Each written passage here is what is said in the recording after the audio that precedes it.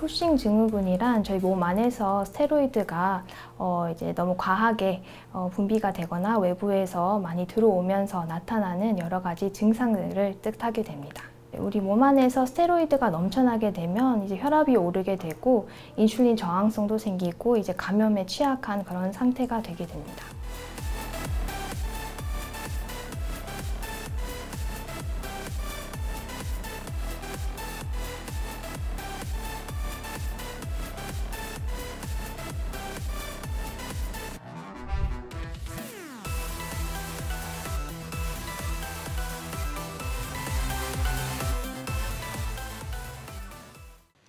네, 오늘 도움 말씀 위해 건양대학교 병원 내분비내과 우신영 교수 나오셨습니다. 교수님 안녕하세요. 안녕하세요. 네, 교수님 오늘의 주제가 이제 쿠싱 증후군입니다. 근데 이게 일반인들에게는 조금 생소한 질환일 수 있는데요. 그래도 최근에 여자 연예인들이 쿠싱 증후군에 걸리면서 대중들에게도 조금씩 알려지고 있는 질환인 것 같습니다. 어떤 분들은 연예인이 관리를 안 해서 살이 찐다라고 생각할 수도 있겠지만 사실 이 증후군이 단순히 많이 먹거나 운동을 안 해서 살이 찌는 게 아니라고요. 네, 맞습니다. 쉽게 말씀드리자면 쿠싱 증후군이라는 것은 이제 외부로 인해서이든 아니면 내부에서 이제 스테로이드 호르몬이 과다하게 분비가 돼서 이에 노출되는 상황을 뜻하게 됩니다. 네, 그러니까 자기 관리 부족이 아니라 내분비계 질환으로 인해서 생기는 증상이 오늘의 주제인 바로 쿠싱 증후군인데요. 사실 이름도 좀 독특하고 생소합니다. 그래서 오늘 선생님과 함께 쿠싱 증후군에 대해서 하나씩 자세히 살펴보도록 하겠습니다. 자, 먼저 쿠싱 증후군, 이건 어떤 질환일까요? 네, 저희 몸에서 필요 이상으로 많은 양의 코르티졸이라는 호르몬에 노출될 때 생기는 질환인데요. 부신에서 필요 이상의 많은 코르티졸을 만들어내거나 아니면 여러 가지 이유로 인해서 외부에서 많은 양의 코르티졸이 체내에 유입된 경우에 발생하게 됩니다. 이것을 이제 발견한 박사님이 이제 쿠싱 박사님이어서 이름이 이제 쿠싱 증후군이라고 불리게 되었습니다. 자, 그런데 오늘 쿠싱 증후군을 알아보기 전에 일단 두 가지 용어를 좀 짚고 넘어가야 될 것 같거든요. 이 부신과 코르티솔, 이 두 개를 좀 설명을 해주시면 좋을 것 같아요. 네, 부신이라는 이제 기관은 콩팥 위에 위치를 하고 있고요. 네. 저희 신진대사, 혈압, 면역 체계를 조절하는 호르몬을 생산 분비하는 인체의 호르몬 공장이라고 보시면 될 것 같습니다. 그리고 여기 부신이라는 곳에서 분비가 되는 호르몬은 코르티졸이라고 불리고 이 부신에서 분비되는 호르몬이 과하게 되면은 말씀드렸던 쿠싱 증후군 그리고 갈색 세포종 이런 질환들이 발병을 할 수가 있고 이 호르몬 분비가 부족하게 되면은 부신 부전이 발생할 수가 있습니다. 부족한 경우는 어떤 경우를 말씀하시는 걸까요, 선생님? 이게 부신 부전이라는 게 쿠싱 증후, 외인성 쿠싱 증후군과 같이 함께 가게 되겠는데요. 네. 외부에서 과다하게 스테로이드를 맞게 되면 이제 내부 부신에서 이제 잘 만들어지지 않기 때문에 부신 부전이 발생하는 경우가 많아집니다. 네, 그러니까 너무 많아도 안 좋고 너무 부족해도 좋지 않은 거잖아요. 네. 자, 그게 오늘의 주제인 너무 과다했을 때 생기는 게 바로 쿠싱 증후군인데요. 이 쿠싱 증후군에서 가장 중요한 게 코르티솔이잖아요. 이 코르티솔은 우리 몸에서 어떤 기능을 담당하고 있는지 이 부분도 좀 짚어보면 좋을 것 같습니다. 네, 그래서 코르티졸의 기능은 간단하게 말씀드리자면 스트레스 상황에 대처를 하는 그런 호르몬이 되겠고요. 네. 저희가 다른 질병 때문에 아프거나 그럴 때 이제 혈압이나 혈당을 유지시켜주고요. 영양소를 에너지로 전환을 해주고 염증 반응을 감소시키게 됩니다. 네, 이 스트레스 상황에 대처한다고 했는데 우리가 열심히 운동을 하거나 아니면 일을 끝내고 났을 때 막 스트레스를 받잖아요. 그때 흔히 우리가 좀 당이 당긴다 이런 이야기를 하는데 그때 코르티솔이 나오는 건가요? 네. 그래서 코르티졸이 이제 과다하게 분비가 되고 원래는 이제 적당하게 적절한 시기에 잘 네. 분비가 되면은 좋지만 그러지 않고 지속적으로 과다하게 분비가 되는 상태를 저희가 이제 쿠싱 증후군이라고 하게 됩니다. 그리고 또 쿠싱 증후군을 앓고 계신 분들 보면 이 체형이 좀 굉장히 달덩이처럼 변한다고 해야 되나요? 좀 많이 변화하시더라고요. 이 증상에는 좀 어떤 게 있을까요? 네, 그래서 특징적인 증상들이 몇 가지가 있는데요. 네. 얼굴이 달덩이처럼 이제 불어나게 되고 목 뒤에 지방이 축적됩니다. 그리고 중심성 비만이라고 해서 중심성 비만이요? 네. 복부가 이제 다른 팔다리에 비해서 조금 더 이제 살이 붓게 되고 얼굴도 붉어지고 피부는 이제 얇아집니다. 그리고 혈압도 올라가고 혈당이 상승하게 되는 그런 증상들이 나타나게 됩니다. 골다공증, 그리고 이로 인한 골절, 그리고 월경장애라든지 다모증, 여드름, 그리고 특징적인 것이 배에 자주색 선조가 생기거든요. 네. 일반적인 비만은 이제 튼살이 생겨도 빨갛게 변하지는 않는데요. 이제 네. 쿠싱 증후군에서는 좀 특징적이게 배에 이제 보라색 이제 튼살이 생기게 됩니다. 그에 더불어서 근력 저하, 성욕 감퇴, 우울증 이런 것들도 잘 동반하게 됩니다. 네, 지금 쿠싱 증후군 증상만으로 봤을 때는 사실 폐경기를 겪고 있는 여성분들도 좀 나타날 수 있는 증상일 것 같고요. 그리고 또 단순 비만과도 감별하기가 좀 어려울 것 같습니다. 이게 단순 비만과 쿠싱 증후군의 차이점이 좀 있을까요? 네, 그래서 진단하기 매우 어렵기는 합니다. 네. 그런데 특징적인 4가지를 설명을 드리자면요. 아까 말씀드렸던 것처럼 1cm 이상의 자색 선조, 그러니까 붉은 튼살이 생길 수가 있고요. 그리고 쉽게 멍이 드는 증상인데 멍이 한두 개가 아니라 여러 개, 한 3개 이상, 크기도 1cm 이상이겠고요. 안면 홍조 그리고 근력 약화도 같이 동반이 되게 됩니다. 하지만 쿠싱 증후군이라고 해서 이 4가지 증상이 모두 나타나는 것은 아니기에 여러 가지 다른 증상들과 검사들을 확인해서 진단을 하게 됩니다. 네, 단순 비만과 쿠싱 증후군을 좀 감별하기가 굉장히 어려울 것 같은데요. 실제로도 오른쪽에 보이는 사진처럼 자색 선조 증상을 가지고 내원하시는 분들이 많은 편일까요? 이것도 좀 궁금하네요. 네, 대부분 이제 외인성 쿠싱 증후군을 내원하시는 분들은 이제 저희가 신체 검진을 하게 되는데요. 네. 일반적인 이제 하얀 튼살이 아닌 붉은 튼살을 보이는 네. 경우가 많게 됩니다. 실제로도 우리나라에서 쿠싱 증후군으로 진단을 받고 내원하시는 분들이 많은 편일지 이것도 좀 궁금하네요. 어떨까요? 진단이 사실 쉽지는 않아서요. 네. 돌아 다른 이제 과를 돌다가 오시는 경우도 많고요. 100만 명 중에 1명에서 3명 정도 발병을 하고 있고요. 그럼 많지는 않은 거네요. 네, 제전 시민이 네. 한 120, 130만이라고 쳤을 때에 한 3명 정도 되는 네. 거니까요. 그렇게 흔하진 않습니다. 그리고 이게 남성보다는 또 여성에게서도 많이 발병을 한다고 들었어요. 네, 맞습니다. 여성에서 발병률이 3배 정도 더 높다고 되어 있고요. 중년 30대에서 50대에서 흔하게 진단이 되게 됩니다. 그리고 건강보험심사평가원에 따르면 2022년도에는 한 4,800명의 쿠싱병 환자가 병원을 찾았다고 되어 있습니다. 자, 그리고 교수님이 이제 말미에 쿠싱병 환자가 많이 이 내원을 하고 있다라고 하셨는데 이게 쿠싱병과 쿠싱 증후군이 다른 질환일까요? 네, 쿠싱병은 이제 쿠싱 증후군의 아형이라고 생각을 하시면 되는데요. 쿠싱 증후군은 이제 외인성 스테로이드 그리고 뇌하수체에서 과다하게 분비하는 경우 그리고 네. 부신에서 과다하게 분비하는 경우 크게 3가지로 나눠볼 수가 있는데요. 네. 이제 쿠싱병 같은 경우에는 뇌하수체 종양으로 인해서 이제 쿠싱 증후군이 발병하게 될 때 이를 쿠싱병이라고 하게 됩니다. 그런데 지금 보면 부신 피질 자극 호르몬이라고 되어 있어요. 그러면 이 코르티솔 호르몬을 자극하는 호르몬이 따로 있다는 거네요? 네, 그래서 부신 피질 자극 호르몬이 분비되는 곳이 뇌하수체거든요. 네. 그래서 간단하게 생각을 하자면 명령 호르몬이라고 생각을 하시면 됩니다. 그래서 이 뇌하수체에서 명령 호르몬이 분비가 되면은 이것이 이제 부신에서 코르티졸을 많이 분비하도록 이제 명령을 내리게 되는 경우라고 생각하시면 되겠습니다. 네, 그러니까 부신에서 코르티솔이 만들어지는데 이 뇌하수체에서 이 코르티솔을 자극하는 호르몬이 너무 과다 분비하게 되면 이 코르티솔 수치도 같이 올라가게 되고 이 경우를 쿠싱병이라고 한다는 거죠. 네, 맞습니다. 네, 쿠싱 증후군은 일단은 체내에 코르티졸이 이제 과다한 상태인데요. 그게 외부에서 주입된 스테로이드로 인한 걸 수도 있고요. 네. 내인성이라고 해서 이제 뇌하수체에서 이제 부신 피질 자극 호르몬의 과잉 분비가 있을 수도 있고요. 네. 그 다음에는 이제 부신에서 코르티졸의 자율성 과잉 분비가 있어서도 나타날 수가 있습니다.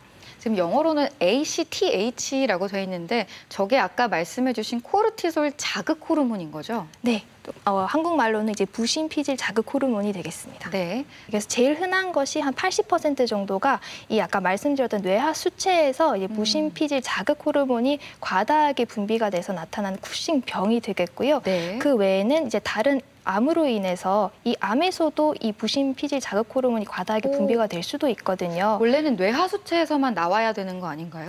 네, 맞습니다. 그래서 이거는 정상적인 기전은 아니고요.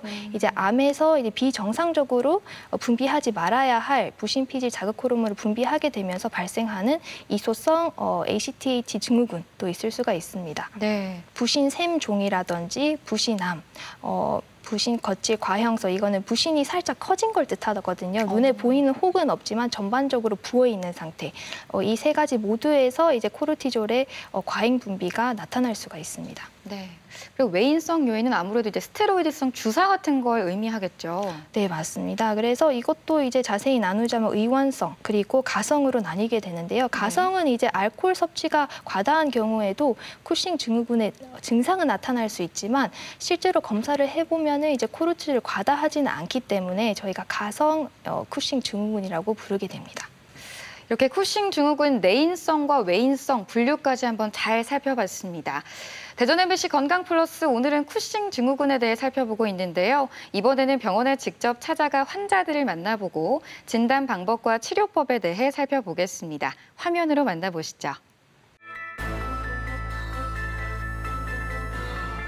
적어도 문제, 넘쳐도 문제인 코르티솔. 코르티솔은 혈압과 맥박, 체온 등에 관여하며 체내 에너지 밸런스를 맞춰주는 생존에 꼭 필요한 호르몬이다. 쿠싱 증후군은 당뇨 코르티코이드라는 스테로이드 호르몬이 몸에 과다하게 분비될 때 생기는 질환으로 다양한 합병증은 물론 심하면 사망에 이를 수도 있다. 네, 오늘은 어떻게 오셨을까요? 최근에 배에 살이 조금 많이 쪘는데 이 튼살이 좀 보라색으로 나타나기도 하고 좀 피부가 얇아진 것도 같아서 최근에 관절이 안 좋으셔서 스테로이드 주사를 맞거나 아니면 피부 질환이 있어서 스테로이드 연고를 바른 적은 없나요? 허리가 안 좋아서 최근에 몇 달 간격으로 자주 주사를 맞았습니다. 그럼 이렇게 자주 스테로이드 주사를 맞은 지는 얼마나 될까요? 계속 치료를 받아오다가 1년 전쯤부터 좀 급격하게 안 좋아져서 1년 정도 병원 꾸준히 다녔습니다. 쿠싱 증후군의 가장 많은 원인은 외부에서 장기적으로 코르티솔을 투여해 발생하는 외인성 쿠싱 증후군이다. 두드러진 증상으로는 얼굴이 달덩이처럼 둥그러지고 목 뒤와 북부에 지방이 축적되며 얼굴이 붉고 피부가 얇아지는 것이다. 이 환자분은 저희가 제일 흔하게 볼 수 있는 이제 외인성 쿠싱 증후군이 되겠는데요. 이런 경우에는 외부에서 저희가 스테로이드 주사를 맞거나 스테로이드 연고를 오랫동안 과하게 이제 투여를 하면서 발병이 되는 케이스이기 때문에 치료는 사실 스테로이드 맞는 것을 최소화하는 게 치료가 되겠습니다. 그래서 오랫동안 고용량의 스테로이드를 맞았던 분들은 그것을 점차 천천히 줄여나가는 것이 중요하겠습니다. 쿠싱 증후군은 복부 비만과 함께 뱃살이 찢어진 것 같은 자색의 선조가 특징이다. 또한 뼈 대상에도 이상이 생겨 골다공증이 발생하고 심한 경우 특별한 충격 없이 부러지기도 한다. 쿠싱 증후군은 24시간 소변 검사와 혈액 검사를 통해 당질 코르티코이드의 존재를 확인하고 영상 검사를 통해 확진한다. 네, 오늘은 어떻게 오셨을까요? 최근 들어 좀 많이 피곤하고요. 배 쪽이 좀 이제 살이 많이 찌는 것 같은 기분이 들어서 왔습니다. 그럼 최근 들어서 피부가 얇아진다거나 멍이 좀 평소보다 잘 든다거나 그런 증상은 없었을까요? 네, 있는데요. 살짝만 부딪혀도 멍이 잘 들더라고요. 관절통이 있어서 스테로이드 주사를 맞는다거나 아니면 스테로이드 연고를 바른 적은 없으세요? 네, 주사를 맞는다거나 연고를 바른 적은 없는데요. 주로 중년에 발병하는 질환이다 보니 복부 비만은 나이살로 인식되고 고혈압과 당뇨병은 성인병으로 치부되기 쉽다. 대사질환을 꾸준히 치료했음에도 수치가 급격히 나빠진다면 쿠싱 증후군을 의심해 볼 수 있다. 네, 이 환자분은 내인성 쿠싱 증후군으로 내원을 하였고 저희가 시행한 피검사상 부신에서 코르티졸이라는 호르몬이 과다하게 분비되는 것을 확인을 하였습니다. 따라서 저희가 복부 CT를 시행을 하였고 CT상에서 부신의 혹이 발견되어 부신 절제술을 시행할 예정입니다. 쿠싱 증후군 치료의 핵심은 호르몬 불균형을 교정하는 것이다. 코르티솔 과잉 분비의 원인이 사라지면 쿠싱 증후군의 증상은 대부분 사라진다. 내인성 쿠싱 증후군은 부신 절제술로 종양을 제거해서 치료하는데 수술 후 부신과 뇌하 수체가 정상적으로 호르몬을 분비할 때까지 부신피질 호르몬 제제의 투여가 필요하다. 쿠싱 증후군으로 인해서 여러 가지 합병증들이 생길 수가 있는데요. 가볍게는 저희가 흔히 알고 있는 혈압이나 당뇨 이런 질병들이 발생을 할 수가 있고 조금 더 진행이 되면은 뭐 혈전증이라든지 이제 감염으로 인한 뭐 폐혈증, 폐혈성 쇼크 이런 질병들도 이제 발병을 할 수 있기 때문에 빠르게 진단을 받고 치료를 받는 것이 중요하겠습니다. 쿠싱 증후군은 대사 장애를 없애고 스트레스를 해소하는 데 주력해야 한다. 또한 외인성 쿠싱 증후군을 예방하기 위해서는 꼭 필요한 경우를 제외하곤 스테로이드 치료를 자제하는 것이 중요하다. 병변을 제거하는 것 외에 지속적인 관리가 필요한 쿠싱 증후군. 쿠싱 증후군은 단순한 비만이 아니다. 병원을 찾아가서 환자들을 만나보고 쿠싱 증후군에 대해 살펴봤습니다. 자, 이 쿠싱 증후군을 가지고 계신 분들은 사실 신체 변화가 굉장히 크잖아요. 그렇기 때문에 좀 우울감도 많이 호소하셔서 정신건강의학과로도 협진을 한다고 좀 들었거든요. 어떤가요, 교수님? 네, 맞습니다. 그래서 이런 증상들과 같이 나타나는 증상 중에 하나가 또 우울증이 되겠거든요. 그래서 이 우울증이 발생하는 이유도 저희 몸에서 이 호르몬의 불균형 때문에 나타나기 때문에 동반하는 경우가 많겠고 그런 경우에는 저희가 정신과에 협진을 요청하게 됩니다. 네, 이 쿠싱 증후군이라는 게 어쨌든 뭐 우울감 외에도 여러 가지 합병증을 유발할 수 있기 때문에 이 주의와 관심이 필요한 질환인 것 같은데요. 지금부터는 원인에 대해서 하나씩 자세히 살펴보도록 하겠습니다. 저희가 좀 전에 이제 내인성과 외인성에 대해서 좀 나눠봤거든요. 이 부분을 조금씩 자세히 좀 살펴볼게요, 교수님. 내인성 같은 경우에는 이제 몸 내부에서 이제 코르티졸이 과다하게 만들어져서 발병하게 되는 경우가 되겠습니다. 그래서 이제 80%가 이제 뇌하수체에서 이제 코르티졸 분비를 조절하는 이 부신 피질 자극 호르몬이 과다하게 분비돼서 생기는 경우인데요. 네. 이 경우가 이제 80% 정도를 차지한다고 보시면 되고 이는 주로 뇌하수체에서 부신 피질 자극 호르몬을 분비하는 종양이 생겨서 발생을 하게 됩니다. 그래서 뇌하수체에서 이 부신 피질 자극 호르몬이 혈중으로 이제 분비가 되면서 이게 혈액을 타고 이제 부신까지 들어가서 이제 코르티졸이라는 이제 호르몬을 많이 분비하도록 명령을 하게 되는데요. 이게 과한 경우에 증상들이 나타나게 됩니다. 네, 무신에서 종양이 생겨서 코르티졸이 과다하게 분비되는 경우가 두 번째로 흔한 경우가 되겠고요. 네. 이런 경우에는 이제 뇌하수체에서 명령 호르몬 없이 이제 자체적으로 많이 코르티졸을 분비하게 돼서 발병을 하게 됩니다. 흔하진 않지만 이제 다른 종양에 의해서도 이제 분비하지 말아야 할 부신 피질 자극 호르몬이 분비가 돼서 이 결론적으로는 코르티졸이 과해지면서 쿠싱 증후군이 나타날 수도 있습니다. 네, 그러면 스테로이드 효과는 어떤 게 있고 부작용에는 어떤 게 있을지 이 부분도 살펴보면 좋을 것 같아요.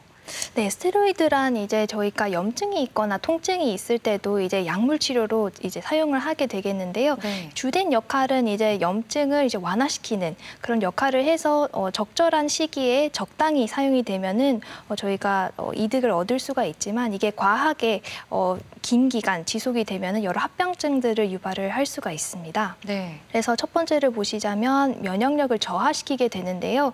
이게 사실 다른 이제 자가면역 질환에서는 치료제로 쓰이기도 하는데요. 이게 과하게 분비가 된 경우에는 면역 저하를 일으켜서 여러 가지 염증들, 심한 경우에는 폐혈성 쇼크까지 일어날 수가 있습니다. 이 기전은 이제 나트륨 재흡수 때문인데요. 이 소금이 배출이 돼야 되는데 배출이 되지 않으면서 저희가 이제 혈압을 올리게 되고 이제 혈당도 같이 올라가게 되고 쿠싱 증후군의 증상 중에 하나인 이제 복부 지방이 늘게 됩니다. 그리고 이제 근육 감소도 나타나게 되는데요. 이 이유는 이제 콜라겐을 감소해서 근육 합성이 줄어들고 근육을 소진하는, 근육을 녹이는 성분들도 분비가 되기 때문에 근육 형성은 줄어들고 근육 감소가 나타나게 됩니다. 근데 사실 스테로이드 같은 경우는 우리가 뭐 목 디스크라든지 아니면 류마티스 관절염 같은 경우는 어쩔 수 없이 장기 투여를 해야 하잖아요. 그런데 이런 안 좋은 부작용이 생기면 끊어야 하는데 끊을 수도 없고 이거 어떻게 해야 될까요, 교수님? 치료제로 사용이 되는 경우에는 이 적절한 용량을 잘 사용하는 것이 중요하기 때문에 담당 조치의와 함께 합병증 관리를 하면서 적절하게 사용을 하는 것이 중요하겠습니다. 이게 아무래도 호르몬 질환이다 보니까 뼈나 혈관 관련돼서 합병증이 많이 생길 것 같거든요. 생길 수 있는 합병증도 좀 짚어볼까요? 네, 아까 말씀드렸던 증상들이 나타나면서 뭐 고혈압이라든지 골다공증, 그리고 골다공증이 심해지면 또 골절로 이어질 수가 있거든요. 네. 그리고 이제 뇌졸중, 그 당뇨병, 그리고 면역력이 저하되어 있기 때문에 잦은 감염이 또 문제가 되기도 합니다. 그 외에도 이런 고혈압, 당뇨 때문에 이제 혈관에 합병증이 생겨서 이제 심근경색까지 나타날 수가 있고요.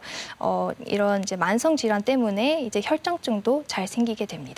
이 쿠싱 증후군 하면 또 당뇨병을 빼놓을 수가 없더라고요. 이게 코르티솔과 연관이 있는 것 같습니다. 이 부분 조금 더 설명을 해주실 수 있을까요? 네, 코르티솔이 사실은 저희가 저혈당 상황에서 저혈당에 빠지지 않게 이제 네. 당을 이제 분비해주는 그런 역할을 하게 되는데요. 이제 쿠싱 증후군에서는 이 코르티솔이라는 호르몬이 과다하게 긴 기간 동안 지속적으로 분비가 되기 때문에 이런 것들이 고혈당 그리고 결과적으로는 당뇨병으로 이어질 수가 있습니다. 네, 이렇게 대사질환 같은 합병증을 유발할 수 있기 때문에 더욱더 빠른 진단이 필요할 것 같습니다. 자, 그렇다면 쿠싱 증후군으로 진단을 하려면 어떤 진단법들이 좀 사용이 될까요?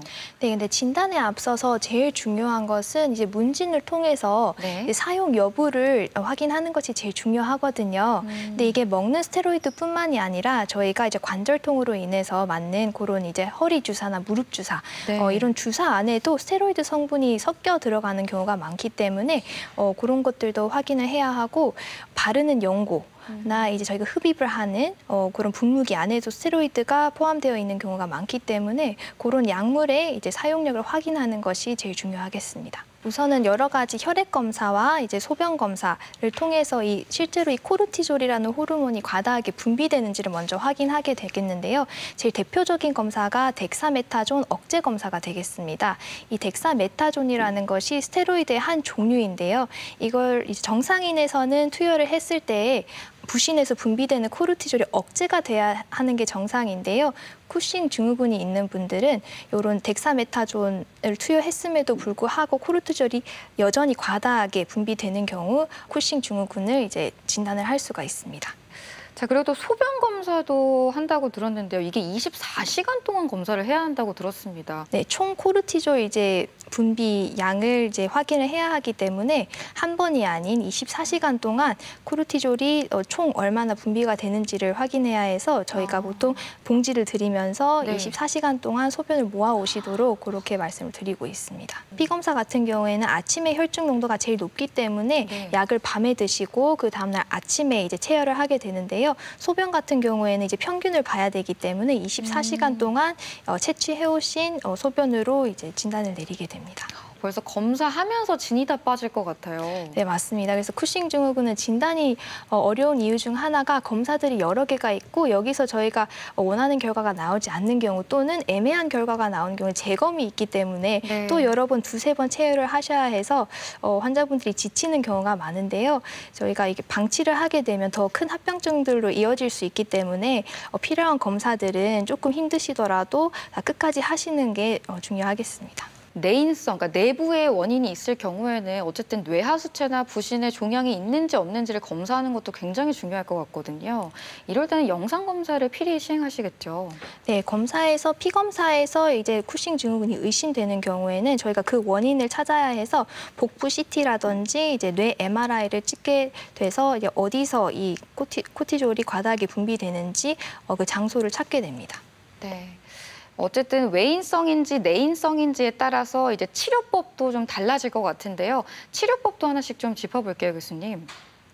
네, 외인성 쿠싱 증후군 같은 경우에는 단순합니다. 이 맞던 스테로이드를 서서히 줄이면서 이제 중단을 하게 되고요. 그래서 몸에서 코르티졸 분비를 회복할 수 있도록 좀 기다리게 되고요. 내인성 쿠싱 증후군 같은 경우에는 뇌하수체나 부신에 종양이 생겨서 이제 과다하게 분비가 되는 경우이기 때문에 수술을 할 수 있으면 1차적으로는 수술을 해서 종양을 제거하는 것이 치료가 되겠고요.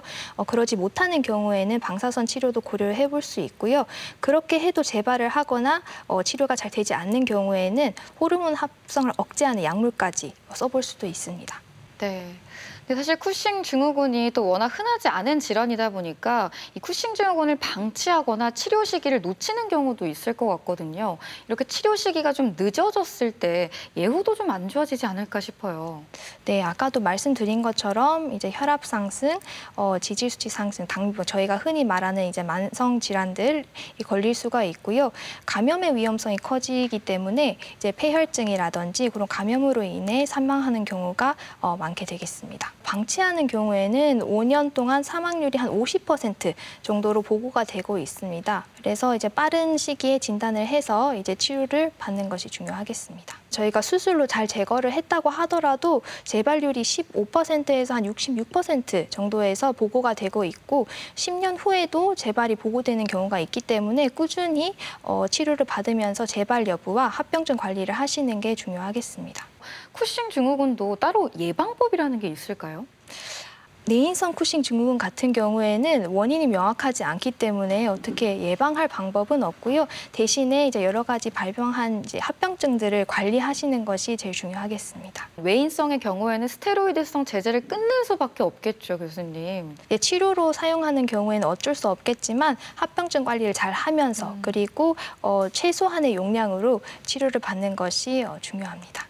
자, 지금부터는 선생님이 치료를 하셨던 환자의 사례를 살펴보면서 하나씩 이야기를 좀 나눠보도록 하겠습니다. 먼저 첫 번째 환자의 경우에는 어떤 증상을 가지고 내원을 하셨을까요? 네, 이 첫 번째 환자분은 멍이 잘 들고 피부가 얇아지는 증상을 호소했습니다. 이에 더불어서 골다공증이 심한 상태로 오셨는데요. 문진을 한 결과 최근에 한 달에 한 번씩 허리 통증으로 의원을 이제 돌아다니시면서 스테로이드 주사를 주기적으로 맞았다고 합니다. 그래서 이런 경우에는 외인성 쿠싱 증후군의 사례가 되어 최대한 주사를 맞지 않도록 교육을 하였고요. 네. 또 이런 경우에는 한 가지 또 주의해야 될 게 부신부전이 발생을 할 수가 있기 때문에 부신부전이요? 네, 그래서 외부에서 스테로이드를 과다하게 주입을 함으로써 본인 부신에서 이제 코르티졸이라는 호르몬을 못 만들게 되는 그런 상황을 뜻하게 되는데요. 네. 그런 경우에는 피 검사를 해서 실제로 분비가 감소했는지를 확인을 하고 필요한 경우에는 경구 스테로이드로 최소한의 용량으로 이제 증상을 봐가면서 환자분에게 이제 투여를 하게 됩니다. 네. 그러면 스테로이드 주사를 줄이거나 맞지 않으면 증상이 호전될 수도 있는 건가요? 네, 하지만 이제 스테로이드의 용량이나 기간에 따라서 이제 그런 회복 속도는 결정이 되기 때문에 오랫동안 장기간 고용량의 스테로이드를 맞은 경우에는 회복 기간도 좀 길 수밖에 없긴 합니다. 그럼 한 번에 스테로이드 제제를 끊어버리는 게 아니라 조금씩 줄여야겠네요, 교수님. 네, 맞습니다. 한 번에 끊으면 이제 부신부전의 이제 부작용이 더 크게 나타날 수 있기 때문에 서서히 줄이는 게 중요합니다. 네. 자, 이렇게 외인성 요인에 의한 쿠싱 증후군 사례 살펴봤고요. 다음으로 살펴볼 환자는 어떤 증상으로 좀 내원을 해보셨을까요? 네, 두 번째 사례는 피로감과 체중 증가를 주소로 내원한 45세 여성 환자분인데요. 이분 같은 경우에는 외부 스테로이드 주입 과거력이 없었기 때문에 저희가 내인성 쿠싱 증후군으로 판단을 하고 네. 피 검사를 진행을 해봤습니다. 네. 그래서 덱사메타존 투여한 후 측정을 한 혈중 코르티졸 농도가 정상보다 높아서 이 원인을 찾기 위해서 복부 CT를 촬영을 하였는데요. 보시면은 이 왼쪽 부신에 네. 혹이 발견이 돼서 화살표로 되어 있는 부분이죠? 네, 맞습니다. 저 부분이 이제 종양이 있는 부분일까요? 네, 맞습니다. 보시면 오른쪽에는 따로 혹이 없는데요. 왼쪽에는 한 2cm 정도 가량의 이제 혹이 형성된 것을 확인을 할 수가 있었습니다. 그래서 부신 종양으로 인한 쿠싱 증후군으로 진단을 내려서 좌측 부신 절제술을 시행을 하였습니다. 그럼 저렇게 종양만 적출해내면 완전 관해가 가능한 건가요, 교수님? 네, 하지만 이 지속적인 관리가 필요한 이유는 한쪽에 이제 부신 쿠싱이 있었던 경우에는 반대쪽이 또 이제 기능을 하지 못하기 때문에 수술 후에 오히려 부신 부전이 발생하는 경우가 많기 때문에 네. 한 1년에서 2년 정도는 이제 경구 스테로이드제를 추가적으로 복용을 하게 됩니다. 약물은 언제까지 계속 복용을 해야 할까요? 그건 환자분마다 다 조금씩 다를 수 있는데요. 대부분은 1년 정도 복용 후에는 끊을 수 있지만 끊지 못하는 경우도 종종 있습니다. 그럼 쿠싱 증후군도 정말 대사 질환처럼 평생을 관리해야 하는 그런 질환 중에 하나가 되겠네요, 교수님. 네, 맞습니다. 저희가 수술로 인해서 완치가 되면 좋지만 이런 이제 또 합병증들도 또 수술로 인해서도 또 생길 수가 있기 때문에 지속적인 관리가 필요합니다. 오늘 저희가 원인부터 치료법까지 살펴봤는데요. 이 쿠싱 증후군 이것만은 꼭 기억하자 정리를 한번 좀 해주시면 좋을 것 같습니다. 네, 쉽게 말하면은 이제 체내에 이제 과다한 스테로이드로 를 인해서 이제 생기는 이제 증상들인데요. 이게 외인성 같은 경우에는 외부에서 맞는 스테로이드를 서서히 줄이면은 증상이 좋아지겠고, 내인성 쿠싱 증후군 같은 경우에는 그 원인이 되는 종양을 제거하는 것이 중요합니다. 그리고 저희가 관리를 해야 되는 이유는 다양한 만성질환과 심혈관 질환 등이 발생을 할 수 있기 때문인데요. 수술을 한다고 하더라도 이제 일반적인 건강한 분들보다는 이런 심혈관 질환의 위험이 높기 때문에 꾸준한 관리와 치료가 필요하겠습니다. 그리고 장기간의 스테로이드 투여는 외인성 쿠싱 증후군을 유발할 수 있기 때문에 신중하게 최소한의 용량을 최소한의 기간 동안 맞는 것이 중요합니다. 네.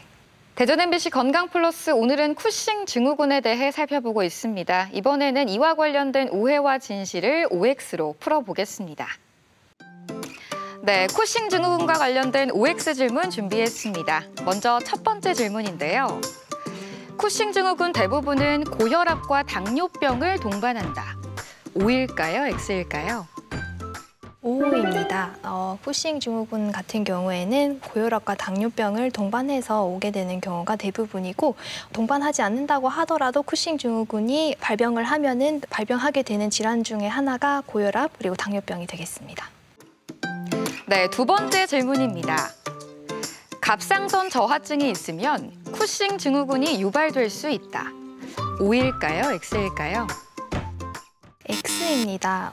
저하증이 쿠싱 증후군을 유발하는 것이 아니라 오히려 쿠싱 증후군이 있는 경우에 갑상선 저하증이 발병을 할 수 있는데요. 그 이유는 이제 저희가 자가 면역 질환의 치료제로 이제 스테로이드를 사용하면은 이제 염증이 줄어드는 것처럼 갑상선 호르몬도 같이 억제를 할 수 있기 때문에 오히려 쿠싱 증후군에서 갑상선 저하증이 함께 동반되는 경우가 있겠습니다.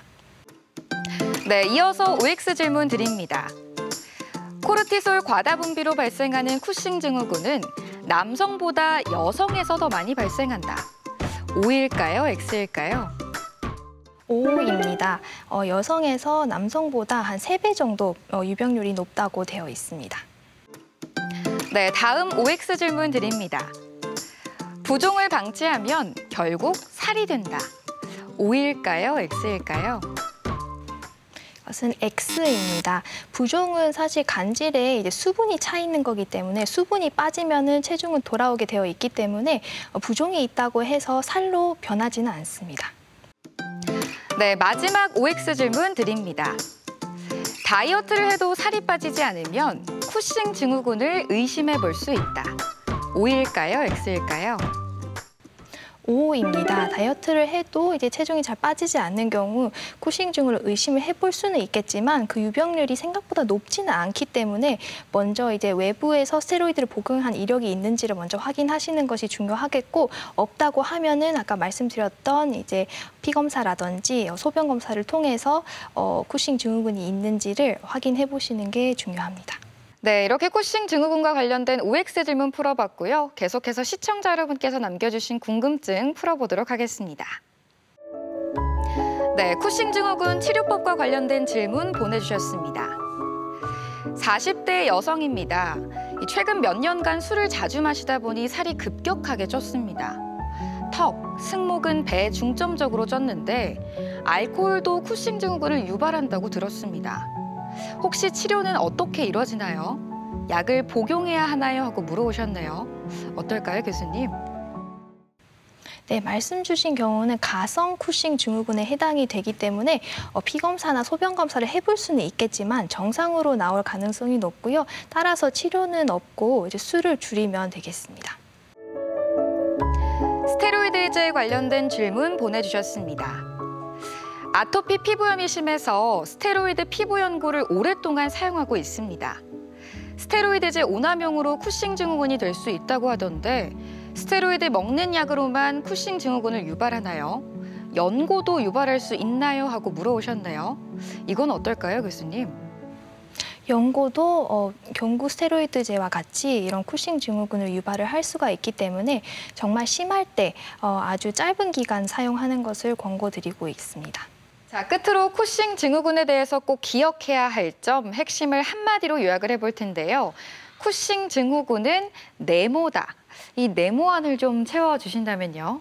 네, 간단하게 말씀을 드리자면 쿠싱 증후군은 스테로이드 과다입니다. 그게 외부에서 주입이 됐던 저희 몸 안에서 과다하게 생성이 됐던 그래서 이 스테로이드 과다는 여러 합병증들을 불러올 수 있기 때문에 적절하게 짧은 기간 동안 적당한 용량을 투여받는 게 중요합니다.